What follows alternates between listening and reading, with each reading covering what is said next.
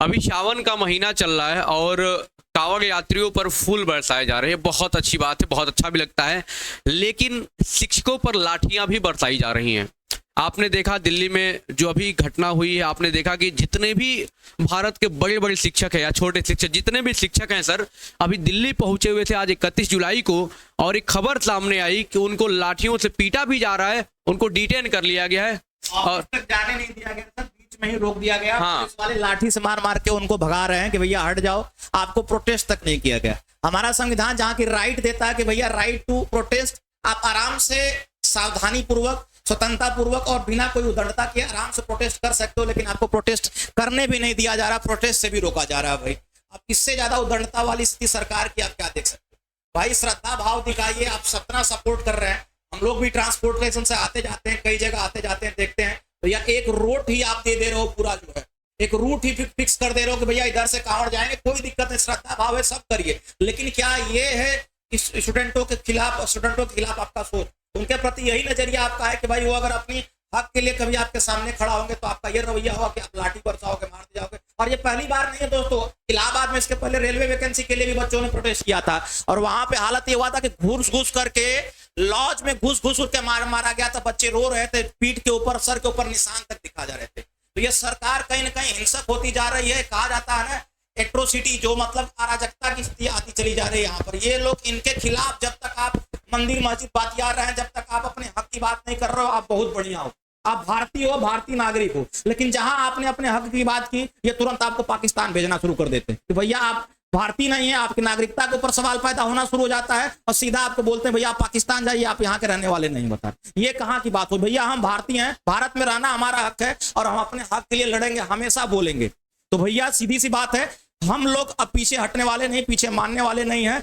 आप सभी सपोर्ट करिए इस आंदोलन को, सभी टीचर, सभी लोग लगे हुए, सारे बालक सपोर्ट में आए, और भाई एक मिलकर कैंपेन चलाया जाए, और भाई ये जो सरकार के हाँ उनको पहले बिल्कुल हम चाहते हैं कि जितने भी टीचर को डिटेन किया गया, जिनको बस में भर भर के, मतलब वो अपराधी हैं क्या कोई, जो देश को नई राह दिखा रहे हैं, युवाओं को अच्छा समर्थन दे रहे हैं, युवाओं के देश को आगे बढ़ाने का काम कर रहे हैं, वहां पर कोई बच्चा नहीं गया था, वहां पर कोई सर बच्चा नहीं गया कि उपद्रव होगा, वहां पर सिर्फ पढ़े लिखे और शिक्षित लोग टीचर गए थे।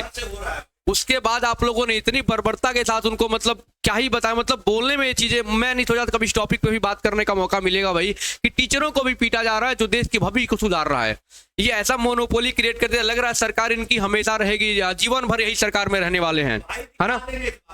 और ये जान लीजिए, हमारी बस यही मांग है कि भैया टीचर जितने भी गिरफ्तार हुए, जितने लोगों को डिटेन किया गया, बस में भरा गया, उनको रिहा करो, बाकी और हमें कुछ नहीं चाहिए।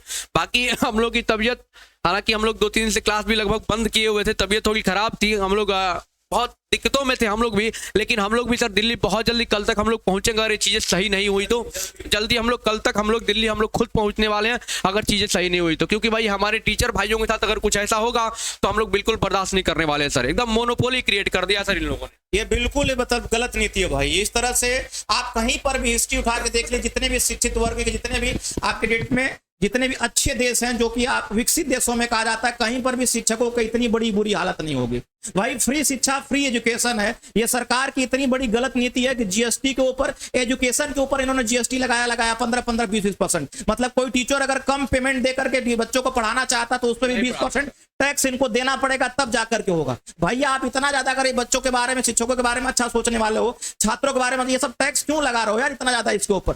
जैसी चीजें जो अच्छा काम हो रहा है उसके ऊपर भी आप इतना टैक्स ठोकते जा रहे हो। इतना बुरा बुरी स्थिति हो रखी है। और कोई अपने हक के बारे में मांग करे तो फिर वो आप क्या है कि आप उस पर लाठी चलाना शुरू कर दोगे, मारना पीटना शुरू, तो फिर काला कानून अंग्रेजों वाली स्थिति हो गई भाई। और ये सर देखा जाए तो ये सरकार, मैं सच बता रहा हूँ ना, ये सरकार है, कोई भी सरकार, कोई नेता नहीं चाहता कि हमारा देश का युवा पढ़े लिखा बने। उसका कारण है सर, ज्यादा समझदार हो जाएगा सर, उनको जीने नहीं देगा, उनकी सरकार चलने नहीं देगा। इसलिए इन्होंने एक मुद्दा अपनाया, हालांकि खासकर जो प्रेजेंट में सरकार चले उससे ही सवाल हम पूछ सकते हैं, है ना। तो उन्होंने बस एक ही मुद्दा अपनाया, बस हमें मंदिर मस्जिद दिखाना है, बस लोगों को बांटना है और बांट करके ही राजनीति करना है। तो वही वाली अंग्रेजों वाली कहानी अब शुरू हो रही है, मुझे लग रहा है सर। लेकिन जान लीजिए, कोई हमेशा के लिए सत्ता में रहा नहीं है, कुर्सी किसी की नहीं होती है, फेविकोल नहीं लगा वो आप चिपक जाएंगे, उसको छोड़ना पड़ेगा कुर्सी को, जान लीजिए। और आने वाले समय कोई और आएगा। लेकिन कहने का मतलब है कि जो आप लोगों ने टीचरों के साथ ऐसा बर्ताव किया, ऐसी चीजें करी, उसके लिए बहुत हम लोग भी दुखी थे, और हम लोग चाहते हैं तुरंत से तुरंत उन लोगों को रिहा करा जाए, जहां पर भी उनको छोड़ा जाए, नहीं तो बहुत ज्यादा उग्र प्रदर्शन हो सकता है। क्योंकि शिक्षक के गोद में ही प्रलय भी और जो है कि सारी चीजें होती हैं। अच्छा भी कर सकता है और बुरा भी कर सकता है शिक्षक चाहे तो। जैसा हमारा टीचर युवा को रास्ता दिखाएगा वैसा हमारा युवा कर सकता है। हम लोग तो चाहते नहीं है कि भाई कोई बुरा कदम उठाए युवा, लेकिन अगर ऐसे आप टीचरों को नहीं छोड़ेंगे तो हमारे युवा साथी, समझ लो जितने विद्यार्थी अगर गलती से भी पहुंच गए वहां पर, तो आपकी पूरी व्यवस्था ध्वस्त हो जाएगी, आप संभाल नहीं पाओगे बच्चों को। सही है, पूरी व्यवस्था इनके ध्वस्त, पूरी फोर्स लग जाए सब पूरे देश की सर, तो युवाओं को रोक नहीं पाएंगे। युवा अपने पे उतर गए तो एनटीपीसी का देखा था ना 18-19 में क्या मामला हुआ था, बाप रे बाप, पटरियों को उठाकर फेंक दिया था, कितनी ट्रेनें जल गई थी, याद नहीं आ रहा है। वो चीजें हो सकती है, इसलिए पहले ही आप समझ जाओ, टीचरों को समझा कर रखो। टीचर अगर गलती से भी बेलगाम हो गया ना तो बच्चों को सोचो क्या हालत हो जाएगा भाई। बच्चे यहाँ इतना पहुंच जाए कि आप रोक नहीं पाओगे उनको। सरकार से यही अनुरोध है भाई कि कम से कम न्यायपूर्वक सारी चीजें हो, संविधान के हिसाब से हो। अगर भाई कोई गलत करता है तो आप उसके साथ उदारतापूर्वक व्यवहार किए, जो कॉन्स्टिट्यूशन के हिसाब से करिए, सही है। लेकिन हमारा भाई राइट है अपनी बात को रखने का, हक पूर्वक रखने का, सबने किया है होता है। तो भाई कम से कम इस चीज को आप लोग आदर मानिए, और कम से कम शिक्षकों को भाई अगर जो भी चीजें हैं अगर गलत हैं तो उसको देखिए, अदरवाइज नहीं तो हम तो अपने हक की मांग कर रहे हैं, हम लोग मांग करेंगे, आपको उसको देना पड़ेगा, लेकिन कोई गलत चीज नहीं होनी चाहिए। बस इतना ही कहना। बस आखिरी मांग हमारी यही है सर कि टीचरों को रिहा करो, जहां भी जैसे भी उनको छोड़ो। अगर उनके ऊपर थोड़ी सी भी अगर आँच आई, थोड़ी सी भी दिक्कत हुई तो पूरे देश का युवा उनके पीछे चल पड़ेगा। और अगर कहते हैं जिस ओर जवानी चलती है उस ओर जमाना चलता, जमाना इतनी तरीके से बुरी तरीके से अगर फंस जाएगा कि आप लोग भी दिक्कत में आ जाएंगे। समझ लो, अभी चुनाव भी है बिहार में, बहुत जगह चुनाव है सर, तो पूरी हस्ती मिट जाएगी, आप लोगों की ध्यान रखना। इसलिए समझदारी, इसलिए मैं उनको रिहा करो, ससम्मान रिहा करो, ससम्मान कि भाई हमसे गलती हो गई, नहीं तो फिर बहुत उग्र प्रदर्शन होने वाला है सर।